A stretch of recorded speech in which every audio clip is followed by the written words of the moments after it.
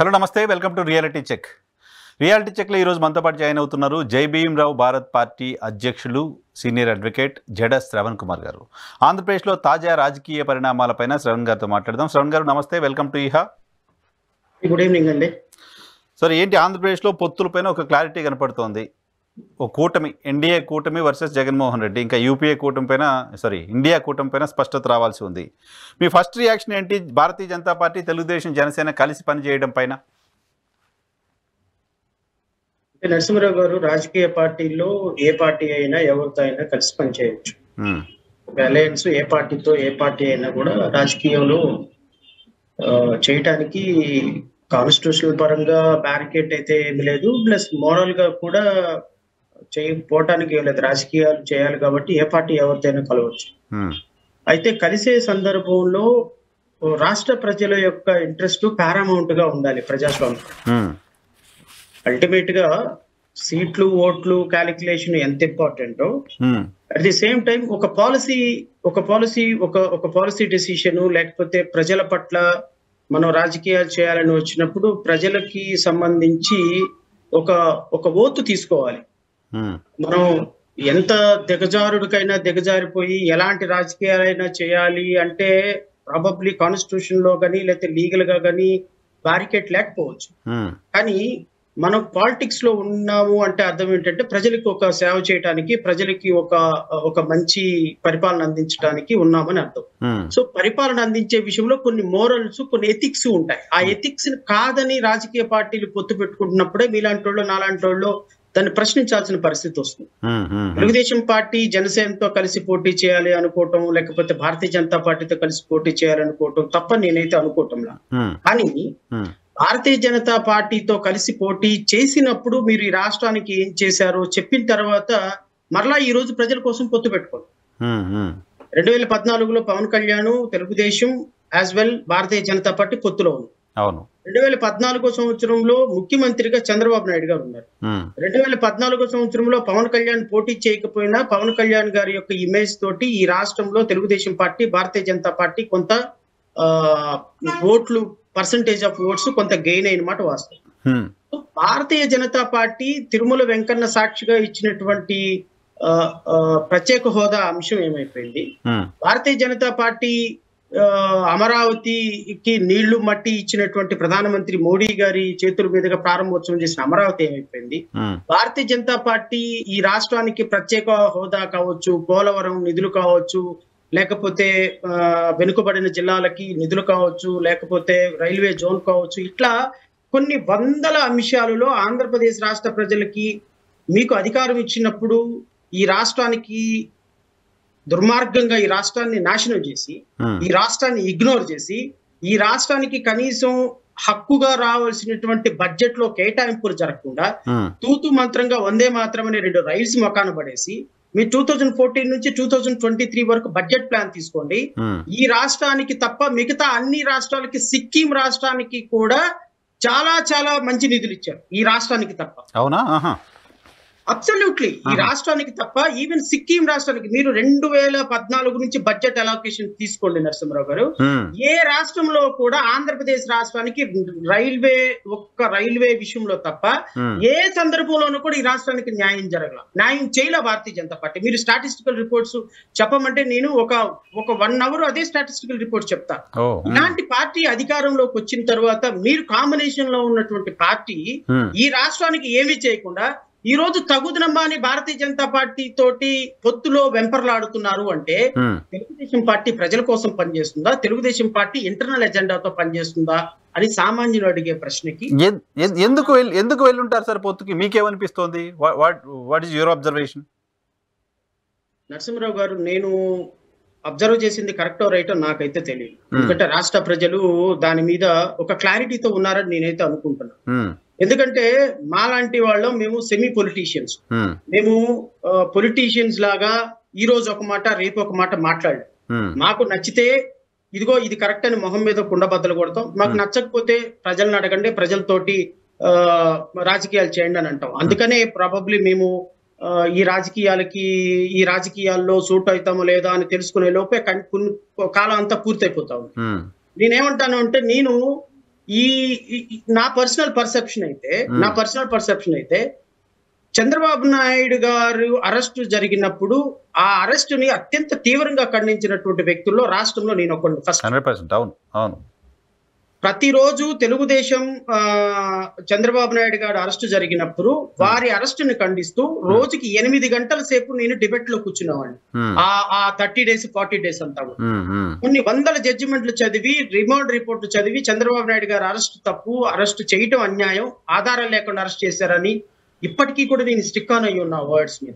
కానీ ఈ అరెస్ట్ వెనుక ఉన్నది భారతీయ జనతా పార్టీ అని ఈ రాష్ట్రంలో చిన్న పిల్లల్ని అడిగినా చెప్తారు. అవును, చిన్న పిల్లల్ని అడిగినా భారతీయ జనతా పార్టీ చంద్రబాబు నాయుడు అరెస్ట్ విషయంలో Bharatiya Janata Party key role play చేసింది. జగన్మోహన్ రెడ్డి ఈ రాష్ట్రంలో లేనప్పుడు సజ్జల రామకృష్ణారెడ్డి గారికి డైరెక్షన్స్ ఇస్తూ భారతీయ జనతా పార్టీ ఒక మాజీ ముఖ్యమంత్రిని 14 సంవత్సరాల పరిపాలన చేసినటువంటి ముఖ్యమంత్రిని అరెస్ట్ చేసే ధైర్యం, దమ్ము ఈ రాష్ట్ర ప్రభుత్వానికి ఉందంటే అది కేంద్రం అండదండలతో అని నేను అనలేదు సార్. తెలుగుదేశంలో ప్రతి కార్యకర్త అన్నాడు, అవును, తెలుగుదేశంలో ప్రతి అధికార ప్రతినిధి అన్నాడు, అవును, తెలుగుదేశంలో ప్రతి నాయకుడు, 2nd, 3rd grade నాయకుడు Bharatiya Janata Party is behind the screen అని కొన్ని లక్షల మంది తెలుగుదేశం పార్టీ నాయకులు ఉన్నారు. ఏమైపోయింది ఇప్పుడు? సిగ్గుందా మీకు అసలు? కనీసం మీరు చేసే రాజకీయాలకి ఒక విలువలు ఉన్నాయా? మీరు మీ అధ్యక్షుడిని అరెస్ట్ చేపించారు అని చెప్పి కొన్ని రోజుల పాటు 55 రోజుల పాటు జైల్లో పెట్టించారని భారతీయ జనతా పార్టీ ఉన్నాడని తెలిసిన కనీసం 35 రోజుల పాటు వెళ్ళి నారా లోకేష్ ఢిల్లీలో పడిగాపులు కాస్తే కనీసం అపాయింట్మెంట్ ఇవ్వకుండా లాస్ట్ మినిట్ లో ఎవరో చెప్పారని ఒక 2 నిమిషాలు మాట్లాడి పంపించినటువంటి అమిత్ షా ఉన్నాడని మీ అందరికీ ఆత్మసాక్షికి తెలుసు. ఈ రాష్ట్రాన్ని సర్వనాశనం చేసింది భారతీయ జనతా పార్టీ అని తెలుసు. పోనీ మాకు అన్యాయం చేసినా, తెలుగుదేశం పార్టీకి అన్యాయం చేసినా భారతీయ జనతా పార్టీ ఈ రాష్ట్రానికి చాలా బాగా చేసింది. ప్రత్యేక హోదా ఇచ్చింది, అమరావతి కట్టింది. సో ప్రజల కోసం పొత్తు తప్పటం లేదని చెప్పుకోవడానికి భారతీయ జనతా పార్టీ ఈ రాష్ట్రానికి చేసింది కూడా ఏం లేదు సార్. అంటే భారతీయ జనతా పార్టీలోకి ఈ రోజు తెలుగుదేశం పార్టీ వెళ్ళాలి అనుకోవటం వెనక పూర్తిగా తెలుగుదేశం పర్సనల్ ఎజెండా ఉంది. ఏంటది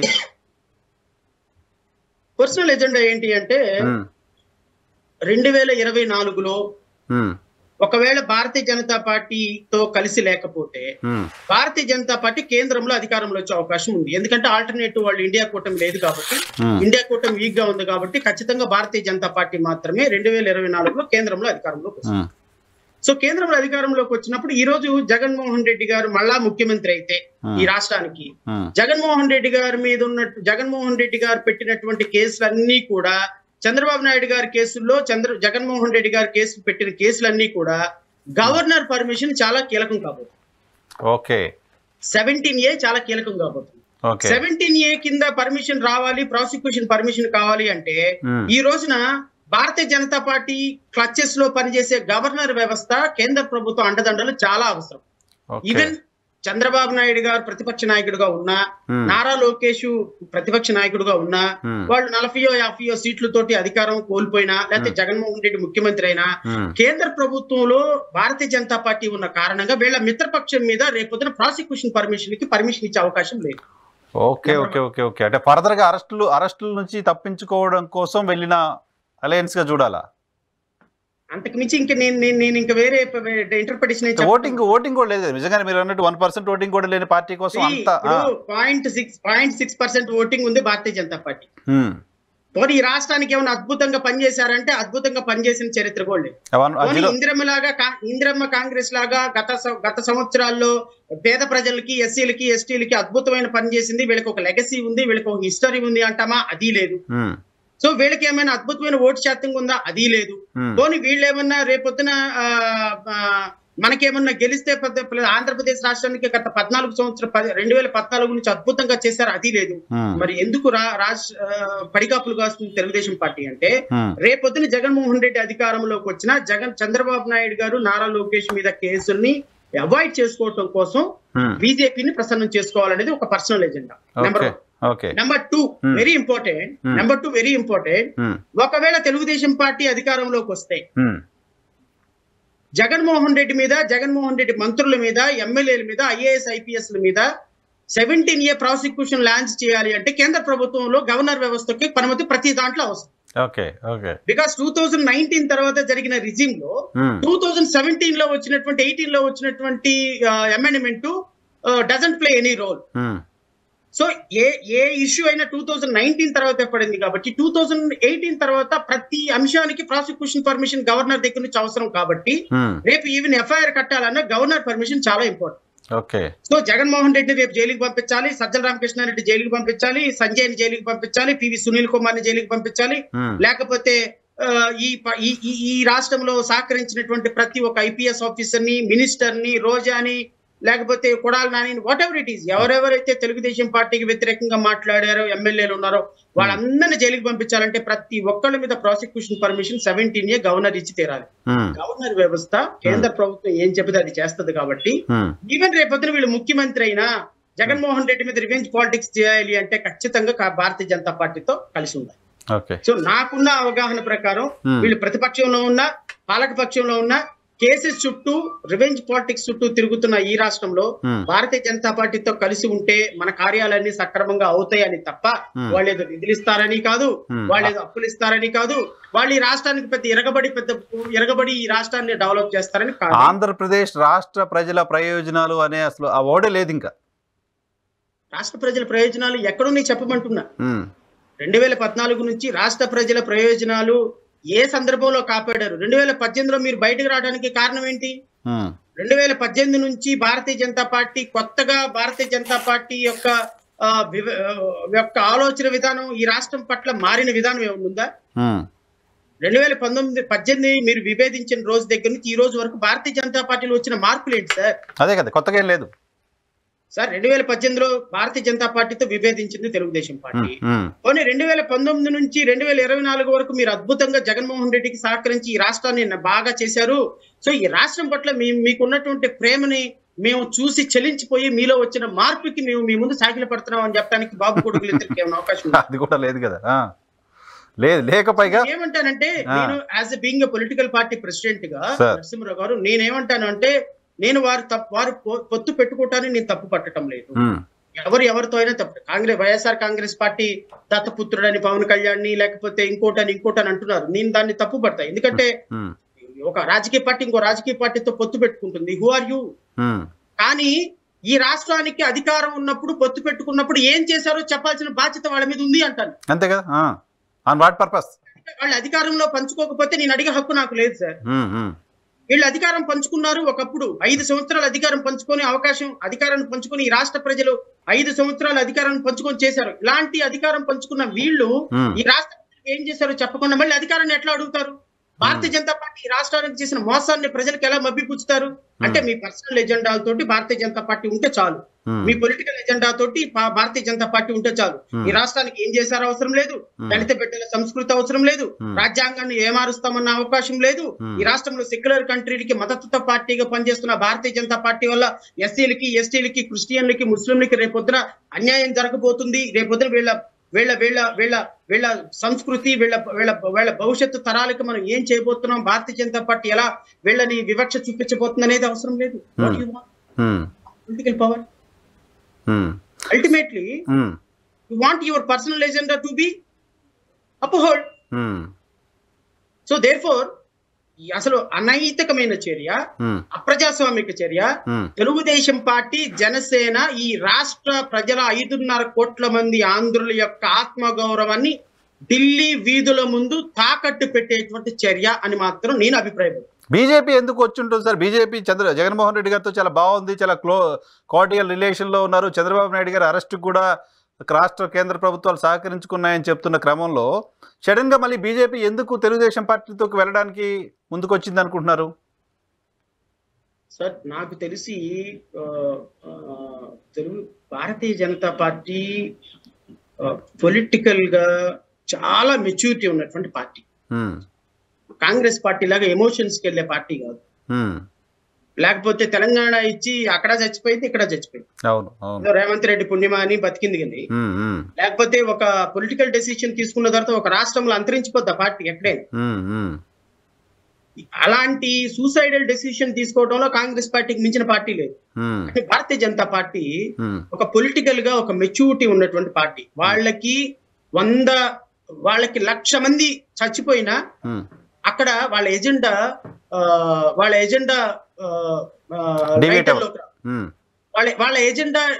ఎజెండా అక్కడ అంకురార్పణ జరగాలి. వాళ్ళకి కావాల్సింది పాలిటిక్స్. సో ఈ రోజు ఆంధ్రప్రదేశ్ రాష్ట్రంలో తెలుగుదేశం పార్టీకి వాళ్ళు తెలుగుదేశం పార్టీ ఎజెండాలో ఫిక్స్ అవడానికి కారణం నేను అనుకుంటున్నాను 2 అనుకుంటున్నాను.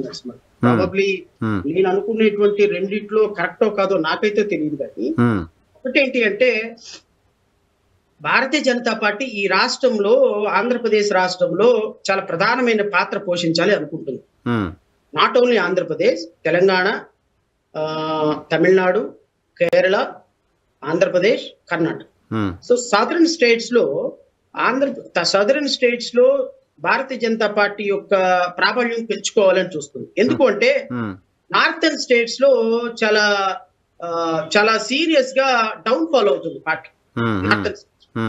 సదరన్ స్టేట్స్ లో ఈ పార్టీ యొక్క ఇమేజ్ పెంచాలని చూస్తున్నప్పుడు తెలంగాణలో సంహౌ 2nd ప్లేస్ లోను 3rd ప్లేస్ లోను ఉన్నారు, కర్ణాటకలో 2nd ప్లేస్ లో ఉన్నారు, అండ్ తమిళనాడులో కూడా somehow they are playing major role. Maybe అంత అద్భుతమైన రోల్ కాకపోయింది. సో కేరళలో somehow they are sharing vote sharing, but అత్యంత దురదృష్టకరమైనటువంటి అత్యల్పమైన ఓట్ షేరింగ్ ఆంధ్రాలో ఉంది. ఆంధ్రాలో వీళ్ళకి 0.6% ఓటింగ్ ఉన్నప్పుడు ఆంధ్రాలో వీళ్ళు ఇక్కడ ఒక ప్లేస్ లోకి రావాలి అంటే వీళ్ళకి మేజర్ హడ్డీలు 2 ప్రాంతీయ పార్టీలు Telugu Desam, Janasena 40%, 45% Telugu Desam and YSRCP, sorry not Janasena, Telugu Desam and YSRCP major vote sharing తోటి చాలా బలంగా ఉంది. సో అంతకంటే ఒక 6% ఓటింగ్ తోటి పవన్ కళ్యాణ్ కూడా కొద్దిగా గొప్ప కనపడుతున్నారు. సో ఇక్కడ ఒక పార్టీ అంతరించిపోతే తప్ప భారతీయ జనతా పార్టీకి మూలాలు లేవు, ఎమర్జ్ అవ్వలేదు. ఇక్కడ ఎమర్జ్ అవ్వాలి అంటే ఒక పార్టీ ఖచ్చితంగా చచ్చిపోవాల్సిన పరిస్థితి ఉంది. సో ఈ పార్టీ ఏం పార్టీ పోవాలి అంటే వీళ్ళకి కనపడుతుంది కనుచూపు మేరల్లో తెలుగుదేశం పార్టీ. ఎందుకంటే Jaganmohan Reddy is young man, so 50 years, ఇంకో 10-15 years యాక్టివ్ గా పాలిటిక్స్ లో ఉంటాడు. సో ఇప్పుడు వయసు రీత్యా కావచ్చు, లేకపోతే పొలిటికల్ స్ట్రీమ్ లైన్స్ రీత్యా కావచ్చు, తెలుగుదేశం పార్టీ చాలా వీక్ అయింది ఒక సందర్భంలో. సో తెలుగుదేశం పార్టీ స్థానంలో భారతీయ జనతా పార్టీ రిప్లేస్ అవ్వాలి అనేటువంటి ఒక చాలా సీరియస్ ప్లాన్ వాళ్ళకు ఉంది.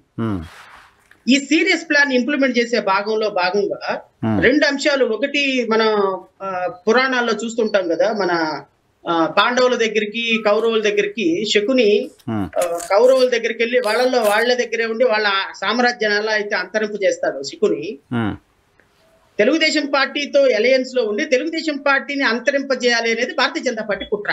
Okay okay okay so to kill the party join అయిపోయింది.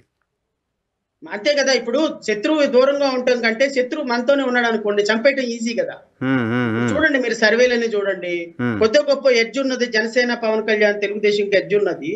భారతీయ జనతా పార్టీ కలిసేటప్పటికి కొద్ది గొప్ప ఎస్సీ ఎస్టీలు, క్రిస్టియన్లు, ముస్లిం అందరూ వైఎస్ఆర్ కాంగ్రెస్ పార్టీకి నెగిటివ్ మారిపోతారు. పొత్తు తర్వాత నెగిటివ్ ఇది వస్తుంది బాగా వైసీపీ ఎడ్జ్. సో ఇప్పుడు రేపొద్దున తెలుగుదేశం పార్టీ ఒక 40-50 సీట్లు ఇండివిడ్యువల్ గా సంపాదించి వాళ్ళకి ఒక 10 సీట్లో 20 సీట్లో మద్దతు తక్కువ అయినప్పుడు, అది జనసేన నుంచి కానీ భారతీయ జనతా పార్టీ నుంచి కానీ కావాల్సిన అవసరం వచ్చినప్పుడు ఇవి 2 మద్దతు ఇవ్వకుండా చీఫ్ మినిస్టర్ మేము అయితేనే ఇస్తాం మద్దతు అని ఆ పార్టీని చంపేయటానికి కూడా వాళ్ళు పాములు కదుపుతున్న పరిస్థితి. ఇవన్నీ తెలుగుదేశం పార్టీకి తెలియదా అనుకుంటే అన్ని తెలుసు. అని అన్ని తెలిసినప్పటికీ కూడా 45 సంవత్సరాల సుదీర్ఘ రాజకీయ అనుభవం ఉన్న చంద్రబాబు నాయుడు గారు సూసైడల్ గా do or die, beg or steal decision తీసుకోవాల్సిన అనివార్యమైన పరిస్థితుల్లో భారతీయ జనతా పార్టీని పొత్తులోకి ఆహ్వానించారు. నేను అనుకోవటం 2024లో ఒకవేళ ఒటాబట్టి మెజారిటీతో తెలుగుదేశం పార్టీ అధికారం సాధించిన ఎక్కువ కాలం అధికారం ఉంటుందని నేనైతే అనుకోవటంలా, ఖచ్చితంగా ఆంధ్రప్రదేశ్ రాష్ట్రంలో తెలుగుదేశం స్థానాన్ని భారతీయ జనతా పార్టీ, ఇంకోటి కూడా ఇన్ బిట్వీన్ పవన్ కళ్యాణ్ అనేటువంటి ఒక పొలిటికల్ ప్రెసిడెంట్, ఒక పార్టీ ప్రెసిడెంట్ ఖచ్చితంగా ఒకనాటికి జనసేనని భారతీయ జనతా పార్టీలో విలీనం చేయటం అనివార్యం. విలీనం చేసి భారతీయ జనతా పార్టీకి ఈ స్టేట్ లో అపోజిషన్ పాత్ర, లేకపోతే వాట్ ఎవర్ ఇట్ ఈస్, అది ఏ పాత్ర పోషిస్తే ఆ పాత్ర, ఇక్కడ మూలాలు సమకూర్చుకోవడానికి Pawan Kalyan garu is a key man. Okay, so దీనికోసం భారతీయ జనతా పార్టీ తెలుగుదేశం పార్టీతో పొత్తులో ఉంటుంది అని నేనైతే భావిస్తాను. Okay okay okay. సో ఇప్పుడు పురంధేశ్వరి గారిని ఎమ్మెల్యేగా పోటీ చేయిస్తారు, పవన్ కళ్యాణ్ గారిని ఎంపీగా పంపిస్తారు లాంటి ఒక వార్తలు వస్తున్నాయి. దీని వెనక ఉద్దేశం ఏమై ఉండొచ్చు? నేను అనుకోవటం నరసింహరావు గారు, ఇప్పుడు పవన్ కళ్యాణ్ గారు ఎమ్మెల్యేగా అయితే మినిస్టర్ అవుతాడు. సో మినిస్టర్ అయినప్పుడు ఆయనకి ఈ రాష్ట్రంలో ఖచ్చితంగా మినిస్టర్ అయినా చీఫ్ మినిస్టర్ పోస్ట్ అయితే as long as Chandrababu Naidu గారు పాలిటిక్స్ లో ఉన్నంత వరకు చీఫ్ మినిస్టర్ పోస్ట్ కాదు. సో చీఫ్ మినిస్టర్ పోస్ట్ రానప్పుడు పవన్ కళ్యాణ్ కూడా ఒక పవర్ జనరేటర్ అయినప్పుడు పవన్ కళ్యాణ్ గారు చంద్రబాబు నాయుడు దగ్గర చీఫ్ మినిస్టర్ అయిన చంద్రబాబు నాయుడు గారి దగ్గర మినిస్టర్ గా ఉండి ఆ క్యాబినెట్ లో 15-20 మందితోనో 22 మందితోనో కలిసి పవర్ షేరింగ్ చేసుకునేటువంటి స్థానాల్లో జన సైనికులు ఊహించుకోవటం కష్టం. డిప్యూటీ సీఎం అంటున్నారుగా, డిప్యూటీ కూడా వద్దా? ప్రాబబ్లీ డిప్యూటీ సీఎం అయినప్పటికీ కూడా డిప్యూటీ సీఎం ఏముందండి, 5,000కి ఇంకొక 1,000 అంతేలేనా, మీకు తెలియదు ఏముంది డిప్యూటీ సీఎం పోస్ట్ వాల్యూ ఏంటింది. సో డిప్యూటీ సీఎం అయినప్పటికీ కూడా ఆయనకి పవర్ షేరింగ్ ఉంటుందా లేదా అనేది నాకు తెలియదు. ఎందుకంటే ఇప్పుడు చంద్రబాబు నాయుడు గారు పవన్ కళ్యాణ్ ఇంటికి వెళ్ళి బొకే ఇచ్చి ఆయన కిందకు వస్తే రిసీవ్ చేసుకుంటున్నారు. ఒక్కసారి ముఖ్యమంత్రి అయిన మరుక్షణం చంద్రబాబు నాయుడు గారి యాటిట్యూడ్ డిఫరెంట్ గా ఉంటుంది. పవన్ కళ్యాణ్ గారు వస్తున్నారు అంటే ఇప్పుడు కుదరదు, తర్వాత రమ్మని చెప్పండి అంటాడు. ఇది ఎక్స్పీరియన్స్ ఉంది పవన్ కళ్యాణ్ గారికి కూడా. తెలుగుదేశం పార్టీ నాయకులు చాలా మందికి ఎక్స్పీరియన్స్ ఉంది. అది 2014 నుంచి అతను విభేదించిన తర్వాత ఎక్స్పీరియన్స్ ఏందో తెలుసా ఒక పర్టికులర్ సందర్భంలో భారతీయ జనతా పార్టీ నాకు అపాయింట్మెంట్ కూడా ఇవ్వటం లేదు పెద్దగా ఏడ్చినటువంటి వ్యక్తి పవన్ కళ్యాణ్. అవును, ఆయన ఇంటికి వెళ్ళి ఆయన తీసుకొచ్చి పవన్ కళ్యాణ్ గారిని తీసుకొచ్చి తెలుగుదేశం పార్టీలో కూర్చోబెట్టిన తర్వాత ఆయనకు అపాయింట్మెంట్ ఇవ్వని చంద్రబాబు నాయుడు గారు. ఇవన్నీ ఎక్స్పీరియన్స్లు ఉన్నాయి. బట్ ఎక్స్పీరియన్స్లు ఉన్న ప్రజలు షార్ట్ టర్మ్ మెమరీ ఉంటుంది కదా ప్రజలకి కూడా. వాళ్ళు ఈ కాంబినేషన్ లో ఇప్పుడున్న కాంబినేషన్ లో వాళ్ళు ఏమి పెద్దగా సీరియస్ గా తీసుకోవటంలా. సో నాకు తెలిసి రేపొద్దున పవన్ కళ్యాణ్ గారు ఎమ్మెల్యేగా ఈ మినిస్టర్ అయ్యి ఈ పార్టీలో ఆంధ్రప్రదేశ్ రాష్ట్రంలో చీఫ్ మినిస్టర్ దగ్గర ఎస్ బాస్ అని ఎంత కాదనుకున్నా ఒక minister is responsible, is reporting to chief minister obviously because he is being head of the state. Normal గా పవన్ కళ్యాణ్ కంటే చంద్రబాబు నాయుడు గారు పెద్ద పొజిషన్ లో ఉన్నట్టే కదా చీఫ్ మినిస్టర్ గా. అంతేగా, ఎప్పుడు కేబినెట్ పిలిచాడు అప్పుడు పరిగెత్తుకుంటూ రావాల్సిన పరిస్థితుల్లో నేను అనుకోవటం ఏంటంటే పవన్ కళ్యాణ్ గారు మినిస్టర్ కాకుండా ఆయన ఎంపీగా పోటీ చేసి భారతీయ జనతా పార్టీలో రేపు కేంద్ర మంత్రిగా అయ్యే అవకాశం ఉంటుందేమో అని నేను అనుకుంటున్నాను. కేంద్ర మంత్రి అయ్యి ఈ తెలుగుదేశం పార్టీ ఎప్పుడైతే ఇక్కడ ఆరిపోతుందో, ఎప్పుడైతే ఇక్కడ తెలుగుదేశం పార్టీని భారతీయ జనతా పార్టీ గేమ్ ప్లాన్ లో భాగంగా కింద పడుకోబెడుతుందో అప్పుడు ముఖ్యమంత్రిగా కేంద్ర మంత్రిగా ఉన్న పవన్ కళ్యాణ్ ఎంటర్ అయ్యే అవకాశం ఉంది. సో ఇప్పటికిప్పుడైతే నేను అనుకోవటం ఎమ్మెల్యేగా పవన్ కళ్యాణ్ గారు పోటీ చేస్తారు అని నేనైతే భావించటంలా. బట్ ప్రాబబ్లీ నా ఇంటర్ప్రిటేషన్ నా పర్సెప్షన్ రాంగ్ అయి ఉండొచ్చు కూడా. మేబీ పవన్ కళ్యాణ్ గారు రేపు పోటీ చేయొచ్చు, ఐ డోంట్ నో. సో పొత్తుల తర్వాత పరిస్థితి సార్, జనరల్ గా రాజకీయ పార్టీలు పొత్తులు పెట్టుకోవడం తప్పు కదా. ఇంతకుముందు మీరు చెప్పినట్టుగా అది ఎథికలా మోరలా ఇమోరలా పక్కన పెడితే రెండు రాజకీయ పార్టీలు కలిసి పనిచేయడం అనేది ఎక్కడ తప్పు కాదు, తప్పుగా చూడాల్సిన అవసరం కూడా లేదు. సో ఆంధ్రప్రదేశ్ పాయింట్ ఆఫ్ వ్యూలో ఈ కలయిక అనేది ఆంధ్రప్రదేశ్ ప్రజలకు ఏమాత్రం ఉపయోగపడుతుంది? Point number 1. ఈ కలయిక తర్వాత ఆంధ్రప్రదేశ్లో పొలిటికల్ సినారియో ఎలా అనిపిస్తుంది as for you? Sir political గా ఆంధ్రప్రదేశ్ రాష్ట్రంలో ఈ కాంబినేషన్ వల్ల ఆంధ్రప్రదేశ్ కు ఒరిగేది ఏమీ లేదని అయితే నా మొదటి ప్రశ్న, నా మొదటి సమాధానం మీరు అడిగిన ప్రశ్న. ఈ కాంబినేషన్ వల్ల రాష్ట్రానికి ఒరిగేది ఏముండదు, రాష్ట్రానికి నిధులు వచ్చేది ఏముండదు, రాష్ట్రానికి ప్రత్యేకంగా ఒరిగేది ఏం లేదు. తెలుగుదేశం పార్టీ కేసులను సేవ్ చేసుకోవడానికి, తెలుగుదేశం పార్టీ జగన్మోహన్ రెడ్డి మీద కేసులు పెట్టి ఆయన లోపలికి పంపించడానికి ఈ కాంబినేషన్ ఉపయోగపడుతుంది. నెంబర్ 2, మీరు అన్నట్టు ఈ కాంబినేషన్ వల్ల రాజకీయ సినారియో ఏం మారుతుంది అని మీరు అడిగిన ప్రశ్నకి నేను అనుకోవటం ఏంటంటే వీళ్ళందరూ తెలుగుదేశం పార్టీ, జనసేన, భారతీయ జనతా పార్టీ ఏమనుకుంటున్నారంటే మేము కలిసాం కాబట్టి ప్రజలందరూ ఆటోమేటిక్ గా మాకు ఓటేసేస్తారు, వాళ్ళంతా గుడ్డి జనం, వాళ్ళంతా పిచ్చి జనం, ఇక్కడ భారతీయ జనతా పార్టీ పవన్ కళ్యాణ్ కలవగానే ఆహా ఓహో అని అద్భుతంగా మాకు ఓట్లేసేస్తారని ఒక పిచ్చి భ్రమలో ఉన్నారు. అంటే ఆంధ్రప్రదేశ్ రాష్ట్ర ప్రజలు గొర్రెలు, ఆంధ్రప్రదేశ్ రాష్ట్ర ప్రజలు మేము ఏ నిర్ణయం తీసుకుంటే దానికి తలొగ్గి ఉంటారు, రాష్ట్రం కోసం నిర్ణయం తీసుకున్నామని ఒక మాట చెప్పగానే ప్రజలందరూ నమ్మేస్తారనేటువంటి పిచ్చి ఊహలో ఉన్నారు. నేను వీళ్ళకి ఒకటే మాట చెప్తున్నా, పవన్ కళ్యాణ్ గారికి సభలకి 1,00,000 మందో 2,00,000 మందో మీటింగులకి జనాలు వస్తున్నారు కదా అని అవన్నీ ఓట్లు అనుకుంటే పిచ్చి పొరపాటు. తెలంగాణలో భారతీయ జనతా పార్టీతో కలిసి పోటీ చేసిన పవన్ కళ్యాణ్ గారి పరిస్థితి ఏంటో వాళ్ళకి తెలుసు. ఆంధ్రప్రదేశ్ రాష్ట్రంలో పవన్ కళ్యాణ్ గారికి ఓట్లు ఎన్ని వస్తాయో వాళ్ళకి తెలుసు. అయితే ఈ కాంబినేషన్ వల్ల వీళ్ళు ఒక నెగటివ్ ప్రచారానికి జగన్మోహన్ రెడ్డి అనేటువంటి ఒక వ్యక్తిని ఇంతమంది పార్టీలు కలిసి మూకుమ్మడిగా దాడి చేస్తున్నారు అని అయ్యో పాపం అనేటువంటి ఒక సింపతి వేవ్ని జగన్మోహన్ రెడ్డి గారు క్రియేట్ చేయడానికి ఈ కాంబినేషన్ ఉపయోగపడింది. వీళ్ళందరూ కలిసి ఏం చేశారు, జగన్మోహన్ రెడ్డి నెత్తి మీద పాలు పోసారు అందరూ కలిసి. అవునా? అంతే కదా మరి. జగన్మోహన్ రెడ్డి గారు ఆ ఒక్కడిని దాడి చేయడానికి భారతీయ జనతా పార్టీ కలిసింది, పవన్ కళ్యాణ్ గారు కలిశారు, జనసేన కలిసింది, వీళ్ళందరూ కలిశారు, తెలుగుదేశం కలిసి జగన్మోహన్ రెడ్డిని టార్గెట్ చేస్తున్నారని చెప్పేటువంటి ఒక వేవ్ లో జగన్మోహన్ రెడ్డి గారికి ఇది ఒక ప్లస్ పాయింట్ అయిపోయింది. ప్లస్ ఇప్పుడు 2014లో ఇదే కాంబినేషన్ లో గెలిచారు అంటే 2014లో జగన్మోహన్ రెడ్డి పరిపాలన ప్రజలు చూడలే. సంక్షేమం లేదు, జగన్మోహన్ రెడ్డికి 50% ఓటింగ్ రాలా. వీళ్ళ ముగ్గురు కాంబినేషన్ లో పరిపాలన చూసిన తర్వాత జగన్మోహన్ రెడ్డికి 50% ఓటింగ్ వచ్చింది. ఇప్పుడు జగన్మోహన్ రెడ్డి పరిపాలన, నేను జగన్మోహన్ రెడ్డి రాకూడదు అని కోరుకున్న వ్యక్తుల్లో ఈ స్టేట్ లో మొదటి వ్యక్తిని మొదటి నుంచి మీరు ఫైట్ చేస్తున్నారు.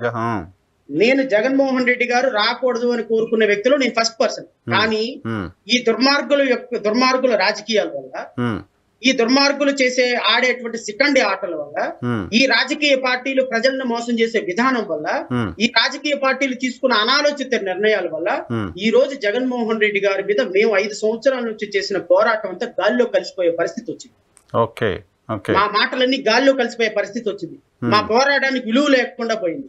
బంగారుపల్లెంలో తీసుకొచ్చి ప్రతిపక్ష వ్యతిరేకత అంతా ప్రభుత్వాన్ని వెంటాడి ప్రభుత్వం మాకు చేస్తున్న దుర్మార్గాల్ని, ఎస్సీ ఎస్టీలకు చేస్తున్న దుర్మార్గాల్ని ప్రజల మేధోమథనం చేసి కొన్ని వేల కార్యక్రమాలు చేసి ప్రజల్ని తీసుకొచ్చిన అవగాహన మొత్తం బూడిదల పోసిన పన్నీర్లాగా ఈ దుర్మార్గపు రాజకీయ పార్టీలు తీసుకుని వెళ్ళి మళ్ళీ జగన్మోహన్ రెడ్డిని ముఖ్యమంత్రి చేయబోతున్నారు అని నాకు అనిపిస్తుంది.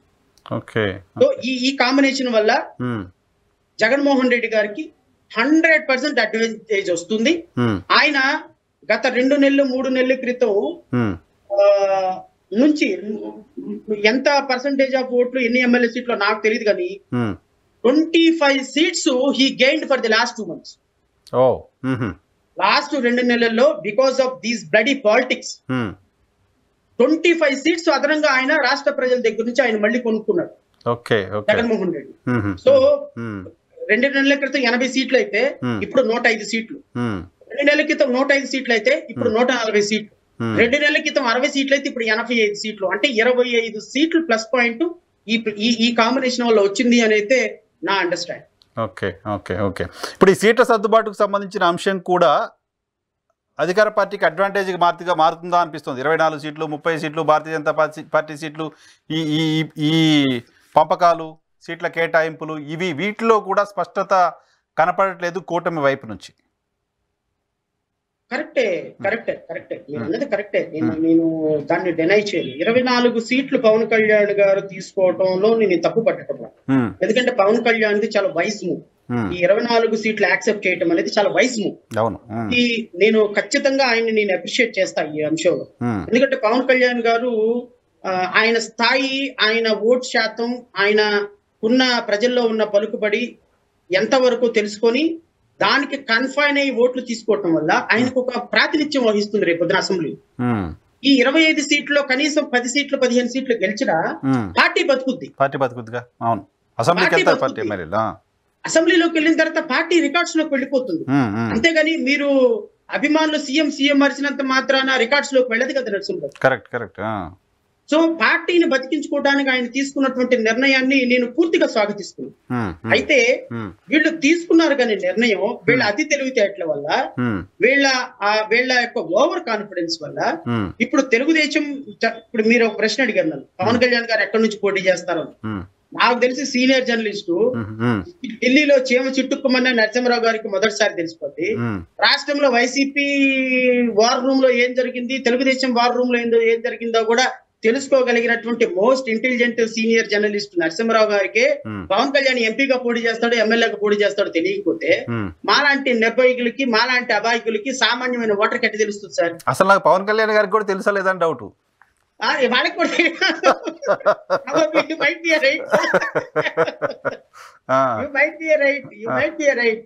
పవన్ కళ్యాణ్ గారికి తెలుసో లేదో నాకు తెలియదు. పవన్ కళ్యాణ్ గారికే తెలియనప్పుడు, మీకు నాకే తెలియనప్పుడు ఒక సామాన్యుడు ఏ విధంగా రేపొద్దున తన మైండ్ ని ఫిక్స్అప్ చేసుకుని ఓటేస్తాడు? Correct correct. ఫర్ ఎగ్జాంపుల్ ఆయన Telugudesam, for example Tirupati MP అనుకుంటున్నారు. తిరుపతిలో తెలుగుదేశానికి జనసేనకి కార్యకర్తలు ఉన్నారు. తెలుగుదేశం కార్యకర్తలు, జనసేన కార్యకర్తలు వాళ్ళు మాట్లాడుకోవటానికి, కోఆర్డినేషన్ చేసుకోవటానికి, ఓటు కన్వర్షన్ కి టైం ఎక్కడుంది? ఎమ్మెల్యే అయితే తిరుపతి, ఎంపీ ఎస్సీ కదా Tirupati, what ever it is sir. MLA Chittoor, లేకపోతే అనకాపల్లి, లేకపోతే కాకినాడ, నరసాపురం, ఎక్కడ ఎంపీగా ఎవరు ఎక్కడ వేసినా అసలు పవన్ కళ్యాణ్ ఇప్పటికీ ఈ డెసిషన్ తీసుకోకపోతే ఇంకా ఏముంది, 2-3 రోజులు ఎలక్షన్ నోటిఫికేషన్ వస్తుంది. ఎలక్షన్ నోటిఫికేషన్ వచ్చేటప్పటికి కూడా నువ్వు ఎంపీఓ ఎమ్మెల్యే తెలియకపోతే పొద్దున ఇంత కాంబినేషన్ కింద స్థాయిలో వర్కౌట్ అవుతుందా లేదా అనేది నాకు I have my own doubts. Correct correct correct. So వీళ్ళు పొత్తు పెట్టుకున్నారు, మంచి సీట్లు తీసుకున్నారు, కాంట్రిబ్యూషన్ బాగానే ఉంది. ఈ 24 సీట్లలో నాకు తెలిసి 4-5 సీట్లు కానీ ఎక్కువ అనౌన్స్ చేయలేదు ఈ రోజు. అవును, 5 చేశారు, ఈ రోజు 1 చేశారు, 6. ఎందుకు చేయలేదు? కొన్ని మీదంటే పక్కన పెట్టండి, మీ అభ్యర్థులతో ఎందుకు చేయాలి కదా? అంటే ఏం చేద్దామని అంటే వీళ్ళందరూ, నేను ఇంత నా కోపం అంతా నరసింహరావు గారు, వీళ్ళు రాజకీయ పార్టీలో మీరు ఎందుకు చేయలేదు, నేను ఎందుకు చేయలేదు అనేది అడిగే హక్కు నాకు లేదు. మళ్ళీ చెప్తున్నాను, ఐ నో వే కన్సర్న్. నా పార్టీకి సంబంధించి నేను నిర్ణయాలు తీసుకుంటా. కానీ ఈ దుర్మార్గపు వైఎస్ఆర్సీపీ ప్రభుత్వాన్ని ఎదిరించటంలో తెలుగుదేశం పాత్ర కంటే, జనసేన పాత్ర కంటే, భారతీయ జనతా పాత్ర కంటే మా పాత్ర ఎక్కువ, నా పాత్ర ఎక్కువ, అలాంటి సామాన్యులైన బలహీన పాత్ర ఎక్కువ. మేము ఈ ప్రభుత్వం మీద 5 సంవత్సరాల నుంచి నిరవధికంగా పోరాటం చేసి ఈ రాష్ట్రంలో ప్రతి ఒక్క సమస్యని స్పృశించిన వాళ్ళం సార్ మేము. అవును, మీ కెరీర్ వదిలిపెట్టి, టైం వదిలిపెట్టి, ఫ్యామిలీ వదిలిపెట్టి, ధర్నాలు, కానిపల్లి కూడా చేశారు. ప్రాబబ్లీ తెలుగుదేశం పార్టీ పెద్ద పార్టీ అయి ఉండొచ్చు సార్, వాళ్ళకి లక్షల కోట్లు ఉండుండొచ్చు. పవన్ కళ్యాణ్ ఇలా ఒక్కసారి డాన్స్ చేయగానే 50 కోట్లు పడి ఉండొచ్చు, నేను కాదనటం. కానీ ప్రజల పట్ల, ప్రజాస్వామ్యంలో ప్రజా సమస్యల పట్ల మీరు అడ్రస్ చేయకుండా ఈ రోజున అనాలోచిత నిర్ణయాలతో ఇలాంటి నిర్ణయాలు తీసుకొని మరలా జగన్మోహన్ రెడ్డికి అవకాశం ఇస్తే రేపొద్దున ఈ రాష్ట్ర భవిష్యత్తు ఏంటి అని ప్రజల తరపున మేము అడగాల్సిన పరిస్థితి ఉంది. Right sir. ఇప్పుడు మీరు మీ పార్టీకి సంబంధించిన మొదటి లిస్ట్ అనౌన్స్ చేశారు. ఏ ఎజెండాతో జనాల దగ్గరికి వెళ్ళబోతున్నారు శ్రవణ్ గారు? మంగళగిరి ఎలా ఉంది? మంగళగిరి, తాడికొండ మీరు ఇప్పటికే టికెట్ అనౌన్స్ చేశారు, 2 చోట్ల మీరు పోటీ చేయబోతున్నట్టుగా అనౌన్స్ చేశారు. మంగళగిరి ఎలా ఉంది? నరసింహరావు గారు, టు బి ఫ్రాంక్లీ సే, మంగళగిరిలో లేకపోతే తాడికొండలో లేకపోతే నేను అనౌన్స్ చేసిన సీట్లలో నేను గెలుస్తాను లేకపోతే మా పార్టీ అభ్యర్థులు గెలుస్తారు అనే నాకు ఏ విధమైనటువంటి అపోహలు లేవు. మాకు ఉన్నది ఒకటే కాన్ఫిడెన్స్. ఏంటి ఆ కాన్ఫిడెన్స్ అంటే, మేము 2024లో ప్రతి కాన్స్టిట్యున్సీలో 5 నుంచి 10,000 ఓట్లు తెచ్చుకొని 10 లక్షల ఓటింగ్ తోటి మా ప్రయాణం మొదలు పెట్టాలనేది నా యొక్క ఆలోచన. ఓకే, మీ గోల్ అది గోల్ రీచ్ అయినట్టే. ఓకే, నేను నా గోల్ ఒకటే. నేను ఈవెన్ పులివెందులో దస్తగిరికి సీట్ ఇచ్చిన, ఈ రోజు కోడికత్తి శ్రీనివాస్ కూడా is going to join in my party. బాధితులందరికీ మీరు షెల్టర్ ఇస్తున్నారా? ఖచ్చితంగా. సో నేను భరోసా ఇచ్చేటువంటి ఒక పార్టీగా నేను ఈ రాష్ట్రంలో బడుగు బలహీన వర్గాల యొక్క రిప్రజెంటేటివ్ గా, ప్రజాస్వామ్య హక్కులు కోరుకునే ప్రతి ఒక్క వ్యక్తి యొక్క రిప్రజెంటేటివ్ గా నా ఉద్దేశం ఏంటంటే, there must be an alternative Narasimharao. Main stream media వదిలేసి ఈ రోజు నరసింహరావు గారు పెట్టే డిబేట్ కి నరసింహరావు గారు ఒక వీడియో వదిలితే 40-50 వేల మంది చూస్తున్నారు అంటే కారణం ఏంటి అంటే, నరసింహరావు గారు ఈజ్ అన్ ఆల్టర్నేటివ్. మోనోపోలీలో నుంచి ఆల్టర్నేటివ్ అంటే ఒక్కసారిగా ఈయన 100 కోట్లకు అధిపతి కాకపోవచ్చు నరసింహరావు, కానీ మీరు చిన్నగా ఎదిగినటువంటి విధానం మాలాంటి వాళ్ళకి చాలా మందికి స్ఫూర్తి. సో నేను కూడా ఒక రాజకీయ పార్టీ పెట్టి పావలా రూపాయి ప్రొఫెషన్ లో వచ్చేటువంటి రూపాయిని కష్టపడి పెట్టి నేను ఈ రోజున ఒక ఆల్టర్నేటివ్ సృష్టించాలి అని చూస్తున్నా. సో 2024లో నా లక్ష్యం 175 ఎమ్మెల్యే కాన్స్టిట్యున్సీలు, 25 ఎంపీ కాన్స్టిట్యున్సీలో పోటీ చేయాలి. కనీసం 50 మంది ఎమ్మెల్యేల యొక్క విజయాపజయాలు మేము ఇన్ఫ్లుయెన్స్ చేయగలం. సూపర్. ఓకే. సో మాకు 5,000 నుంచి 10,000 ఓట్లు ఎమ్మెల్యే కాన్స్టిట్యున్సీలో, 25,000 ఓట్లు ఎంపీ కాన్స్టిట్యున్సీలో తీసుకొచ్చుకోవాలి అనేది మా టార్గెట్. ఓకే. ఓకే. సో 2024లో ఒక 15 లక్షల ఓట్లు, 20 లక్షల ఓట్లు మాకు వస్తే మా ప్రయాణం 2024లో మరలా ఏ ప్రభుత్వం వచ్చినా మళ్ళీ పోరాటం చేస్తాం. అంతే కదా, ఫైటింగ్ తోటే కదా. 2024లో మా పోరాటం 10 లక్షల మందితో స్టార్ట్ అవుతే 2029కి మేము రేపొద్దున 10 మందో 25 మంది అసెంబ్లీలోకి వెళ్ళడానికి ప్రయత్నం చేస్తాం. అప్పుడు చేయొచ్చు వాట్ ఈస్ రాంగ్? నేను ఒక ఎమ్మెల్యే అవ్వాలి, ఒక ఎంపీ అవ్వాలి, తెలుగుదేశంలో చేరి, వైసీపీలో చేరి, జనసేనలో చేరి అంటే it is a matter of 5 minutes sir. అవును, అవును. ఏ పార్టీలోకి వెళ్ళి అమ్మా నేను మీ పార్టీలో పనిచేస్తాను, మీ కండవ చేసుకుంటాను అంటే ఖచ్చితంగా వాళ్ళు జగన్ గారు మీరు రండి టికెట్ ఇస్తాం కానీ మీరు రండి టికెట్ ఇస్తాం కానీ మీ వర్గాల వాళ్ళందరికీ టికెట్ అడిగితే మేము ఇవ్వం. అది కదా పార్టీ లెక్క. వర్గాల వాళ్ళందరూ కూడా కాదు, ఇండిపెండెంట్ గా మీరు అసెంబ్లీలో రిప్రజెంట్ చేయడానికి ఏ రాజకీయ పార్టీ ఒప్పుకోదు. నేను ఒక అంబేద్కర్ వాదిగా జై భీమరావు భారత్ పార్టీ తరఫున అసెంబ్లీలోకి వెళ్ళి నా వాయిస్, వర్గాల వాయిస్ వినిపించడానికి తెలుగుదేశం పార్టీ ఒప్పుకోదు, జనసేన ఒప్పుకోదు, వైఎస్ఆర్సీపీ ఒప్పుకోదు. వీళ్ళ ఓట్లు మాత్రం కావాలి. వీళ్ళ కోసం ఒక ఇండిపెండెంట్ వాయిస్ మాత్రం ఉండకూడదు. ఇప్పుడు తెలుగుదేశంలో మాసేన రాజేష్ కి అను కొడుకులపూడి శ్రీనివాస్ కి టికెట్లు ఇచ్చారు. రేపొద్దున ఒక దళిత బిడ్డ ఇదే తెలుగుదేశం ప్రభుత్వంలో కొట్టి చంపేస్తారు. మాసేన రాజేష్, కొడుకులపూడి శ్రీనివాస్ మాట్లాడతారండి? ఇప్పుడు వైసీపీలో ఉన్న వాళ్ళు మాట్లాడుతున్నారా సుబ్రహ్మణ్యం ఇష్యూలో? మాట్లాడుతున్నారా? రేపొద్దున తెలుగుదేశం చంద్రబాబు నాయుడు కాదని అసెంబ్లీలో ఒక మాట మాట్లాడగలరా వీళ్ళు? వీళ్ళు రేపొద్దున ఎవరికైనా అన్యాయం జరిగితే వీళ్ళు మాట్లాడి తోలు తీసి ఎండగట్టేస్తాడు. అంతే కదా, రాజకీయ పార్టీలు గొడుగు కింద ఉన్నప్పుడు వాళ్ళ ఎజెండా మాట్లాడాలి. కానీ దళితుల ఫుట్బాల్ ఇప్పుడు వీళ్ళేదో పెద్ద ప్రగల్భాలు పలుకుతున్నారు కానీ ఫుట్బాల్ ఆడతారు. రేపు తెలుగుదేశం పార్టీలో ఏ ఒక్కడు దళితుడికి, బహుజనులకి, ముస్లింస్ కి అన్యాయం జరిగినా ఒక్కడ కూడా మాట్లాడలేదు. ఇంతకుముందు మాట్లాడారా? This should not be repeat at all. So my intention is to see that we should have an independent voice in assembly. Sir. మా వాయిస్ మేము వినిపించుకోగలగాలి. రేపు పొద్దున మా వర్గాలకు అన్యాయం జరిగితే చంద్రబాబు నాయుడు అయినా, జగన్మోహన్ రెడ్డి చొక్కా పట్టుకుని అడగగలిగి ఉండాలి. ఆ అడగగలిగిన స్వతంత్రం కోసమే సార్ ఈ రోజు రాజకీయ పార్టీ పెట్టి పోరాటం చేస్తుంది. ఇదే లేనప్పుడు, స్వేచ్ఛ లేనప్పుడు ఎందుకు రాజకీయ పార్టీ పెట్టాలి? ఎందుకు పోటీలో వేరే పార్టీలోకి వెళ్ళి చక్కగా జాయిన్ అయిపోతే సరిపోద్ది కదా. పదవి అంటే జాయిన్ అవ్వడం, కానీ మనం ప్రశ్నించడం అంటే జాయిన్ అవ్వలేదు కదా. సో ఖచ్చితంగా మా పార్టీ యొక్క ఉద్దేశం నరసింహరావు గారు, రాష్ట్రంలో బలహీన వర్గాల కోసం పోరాటం చేయటం, ఎన్నికల్లో ఆల్టర్నేటివ్ చూపించడం. 2024 కాకపోతే 29 కాకపోతే 34. What is there? 34 వరకైనా పోరాటం చేస్తాం తప్ప మేము ఏ రాజకీయ పార్టీలో వాళ్ళ మడుగులు వచ్చే ప్రసక్తి లేదు. We are an independent party. We have our own setup, we have our own ideology. So ఇప్పుడు ఈ రోజు కొద్దిసేపటి క్రితం మీతో మాట్లాడుతున్నప్పుడే సిటిజన్షిప్ అమెండ్మెంట్ యాక్ట్ని సెంట్రల్ గవర్నమెంట్ తీసుకొచ్చింది. దాని మీద ఏమైనా కామెంట్ చేస్తారా మీరు? Legal citizenship amendment act notify చేసింది సెంట్రల్ గవర్నమెంట్. చెప్పాను కదా నరసింహరావు గారు, ఈ రాష్ట్రంలో ఈ దేశంలో రాజ్యాంగాన్ని తగలపెట్టి, రాజ్యాంగాన్ని తొంగలో తొక్కి, రాజ్యాంగం అనే పదాన్ని ఈ దేశంలో లేకుండా చేయాలనేటువంటి ఒకే ఒక ఎజెండాతో పనిచేసింది భారతీయ జనతా పార్టీ. భారతీయ జనతా పార్టీ ఎజెండాని తూచా తప్పకుండా మోస్తుంది తెలుగుదేశం, జనసేన. ఈ రోజు సిఏఏ అమెండ్మెంట్ తీసుకొచ్చారు. ఆ అమెండ్మెంట్ కి నోటిఫై చేస్తే రేపొద్దున ఈ దేశంలో ప్రతి ముస్లింని నువ్వు ఈ దేశం పౌరుడు అని నిరూపించుకోమని అడుగుతారు.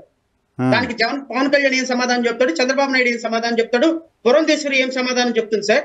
అంటే ఈ దేశంలో 1947 కు ముందున్నటువంటి ముస్లింలు అందరూ కూడా నేను ఈ దేశంలో 1947 కంటే ముందున్నాను, నేను ఈ దేశంలో పౌరుడిని రేపు ఈ దేశంలో ఉన్నటువంటి 20 కోట్ల మంది ముస్లింస్ ఇప్పుడు నిరూపించుకోవాలా నరసింహరావు గారు?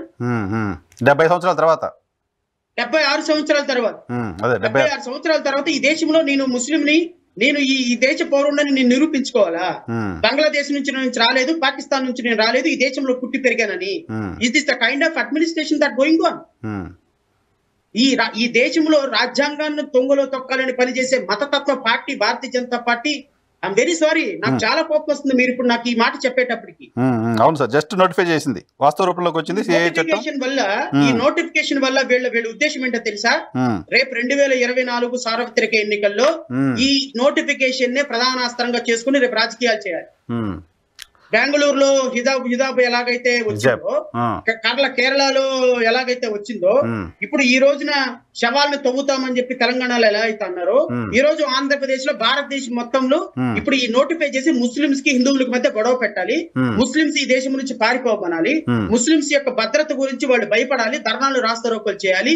ఇప్పుడు భారతీయ జనతా పార్టీ ఆ చలిమంటలు కాసుకోవాలి. ఇప్పుడు అదే కదా 2019లో దాన్ని రాజ్యసభలో పెడితే, సభలో పెడితే రాష్ట్రపతి నోటిఫై ఇప్పుడు దాన్ని అమలు చేస్తాం, ఇప్పుడు చట్టం చేస్తాం, ఇప్పుడు నోటిఫై చేస్తున్నారు లేటెస్ట్ గా 5 సంవత్సరాల తర్వాత. ఇప్పుడు నేనేమంటానంటే భారతదేశంలో ఉన్న ముస్లింస్ పక్కన పెడితే ఆంధ్రప్రదేశ్ రాష్ట్రంలో ఉన్నటువంటి 12-13% ముస్లింస్ ఎవరైతే ఉన్నారో వీళ్ళకి, క్రిస్టియన్లు ఎవరైతే ఉన్నారో వీళ్ళకి ఈ రోజు జనసేన తెలుగుదేశం పార్టీ ఏం సమాధానం చెప్తుందో నేను డిమాండ్ చేస్తున్నాను. Exactly, they have to answer to the nation. They have to address the apprehensions of the downtrodden people. మైనార్టీలు, ముస్లింస్ యొక్క సమస్యల్ని తెలుగుదేశం పార్టీ, జనసేన పార్టీ ఎలా అడ్రస్ చేస్తుందో they have to answer. Otherwise I'm appealing to every Muslim, every Christian, every downtrodden people not to vote to Janasena and Telugu Desam party. You are appealing? Bharatiya Janata party. I'm appealing. Okay. I'm appealing to the people at large. These are the people, these are the political parties they are political parties, they are working against the constitution. They are working against the constitution, Narasimha garu. No. They're changing the constitution. That is the thing, right? ఇప్పుడు మీరు CAA amendment ఎంత దుర్మార్గమైన amendment. నేను ఒక మాట అడుగుతాను sir. మాట అడిగిన తర్వాత మీరు I'm taking too much time. I'm sorry. No issue, please carry on. ఈ దేశంలో ఒక ముస్లిము సార్ మనతో పాటు కలిసి స్వతంత్రం వచ్చిన దగ్గర నుంచి కొన్ని కోట్ల మంది ముస్లింస్ మనతో పాటు కలిసి బతుకుతున్నారు సార్. ఈ రోజు ప్రతి ముస్లిం ఇంటికి వెళ్ళి సార్ ఈ దేశంలో 2011 సెన్సెస్ ప్రకారం సెన్సెస్ కేటాయించేటప్పటికి కొన్ని కోట్ల రూపాయల ఫండ్లు భారతదేశంలో కేంద్ర ప్రభుత్వం కేటాయిస్తుంది సెన్సెస్ కోసం. 2011 లో జరిగిన సెన్సెస్ ఈ రోజు వరకు సెన్సెస్ జరగలేదు, దానికి ఫండ్ కేటాయించాం. 2011 లో జరిగిన సెన్సెస్ 2021 లో జరగాలి. అవును, మళ్ళీ 10 years జరగాలి. జరిగిందా? అది లేదు. Government saying that there are no funds at all. There is no mechanism. Oh my god. Thousands of crores were allocated for CAA. Okay. CAA data collect చేయడం కోసం a separate mechanism was established because thousands of crores was granted by the parliament. Okay. Allocated funds. Okay. Now they will go and each and every house and నువ్వు ఎక్కడ పుట్టావు, ఏ సంవత్సరంలో పుట్టావు, నీవు పుట్టిన Aadhaar card మొత్తం నీవు పుట్టినట్టు ఈ దేశంలో ఉన్నావు అని చెప్పి నువ్వు నాకు ప్రూఫ్ సబ్మిట్ చేయండి, otherwise you are not a citizen of this country అని సర్టిఫికెట్ ఇష్యూ చేస్తే what kind of impression you people want? దేశంలో ఒక అన్రెస్ట్ కి ప్రజలు ఎన్నుకున్న ప్రభుత్వాలే కారణం అవుతే ఎలా? ఇది ఇలాంటి పార్టీలతోటి పొత్తు పెట్టుకున్నటువంటి తెలుగుదేశం, జనసేన ఈ రాష్ట్రంలో ఉన్నటువంటి కోట్ల మంది ప్రజలకు సమాధానం చెప్పి తీరాలి దర్శనం. అదర్వైజ్ ఖచ్చితంగా ప్రజలను చైతన్యపరిచే కార్యక్రమం చాలా దిగ్విజయంగా, చాలా సీరియస్ గా చేయాల్సిందే సార్. దీనిపైన ఫైట్ చేయాల్సిందే డెమోక్రాటిక్ గా. సరే, ఇప్పుడు చట్టం వచ్చిన తర్వాత ఇంక ఇప్పుడు ఏం చేస్తారు? రాజకీయ పార్టీల స్పందన ఏంటి? అల్టిమేట్ గా పబ్లిక్ ఏం డిసైడ్ చేస్తారని కదా. ఎలక్షన్ ముందు పబ్లిక్ అటువంటి ఒక ఛాయిస్ వచ్చింది డెసిషన్ తీసుకోవడానికి. వాళ్ళకి ముస్లిమ్స్ ఓటు, క్రిస్టియన్ ఓట్లు అవసరం లేదు సార్. వాళ్ళకి కావాల్సింది అన్రెస్ట్ క్రియేట్ అవ్వాలి, పబ్లిక్ ట్రాంక్విలిటీ డిస్టర్బ్ కావాలి. తద్వారా హిందువులందరూ మొన్న శ్రీరామనవమిని ఎంత అద్భుతంగా, మన రామ జన్మభూమి అయోధ్యని ఎంత అద్భుతంగా చేశారు, ఎంత హిస్టారికల్ మూవ్మెంట్ గా చేశారు. ఐఎమ్ నాట్ డిస్ప్యూటింగ్ ఇట్, చేసుకోవాలి. ఈ దేశంలో మతం అనేది personal issue sir. It's not a state endeavour. మీరు రామ జన్మభూమి అయోధ్యని ఎంత అద్భుతంగా చేశారో at the same time Muslims కూడా అంత అద్భుతంగా చేసుకునే దానికి అవకాశం ఇవ్వాలి, because it's a secular country. క్రిస్టియన్లు కూడా తమకు సంబంధించినటువంటి మతాచారాన్ని అంతే అద్భుతంగా చేసుకున్నట్టు చేసుకోవాలి, because it is a secular country. అంతేగాని నేను ప్రభుత్వ లాంఛనాలతోటి అయోధ్యని చేస్తాను, మిగతా వాళ్ళు ఎవరైనా చేసుకుంటే నేను ఒప్పుకోను, నేను అసలు ఏ విధంగా సపోర్ట్ చేయను అంటే can we call it is a secular country? There is no equality too కదా. సో రేపొద్దున ఈ CAA అమెండ్మెంట్ ని బేస్ చేసుకొని హిందువులకి ముస్లింస్ మధ్య అన్రెస్ట్ క్రియేట్ చేసి తద్వారా రేపొద్దున ఎలక్షన్ లో గెలవాలనేటువంటి ఒక అద్భుతమైన పన్నాగం. ఆ పన్నాగం ఎంతవరకు సక్సెస్ అవుతుందో we have to wait and see. Andhra Pradesh రాజకీయ పార్టీలు ఎలా స్పందిస్తాయో కూడా చూద్దాం. Thank you very much Shravan garu, చాలా సమయం ఇచ్చారు. మళ్ళీ కూర్చుందాం, రెగ్యులర్గా మిస్ అవుతున్నాం, ఎలక్షన్స్ దగ్గరకు వస్తున్నాయి కాబట్టి మాట్లాడదాం కంటెంపరీ ఇష్యూస్ పైన. Thank you very much Shravan గారు, మాకు సమయం కేటాయించినందుకు. ఇది ఇవాళ రియాలిటీ చెక్. రేపటి షోలో మళ్ళీ కలుద్దాం. చూస్తూనే ఉండండి ఈ హ్యాట్.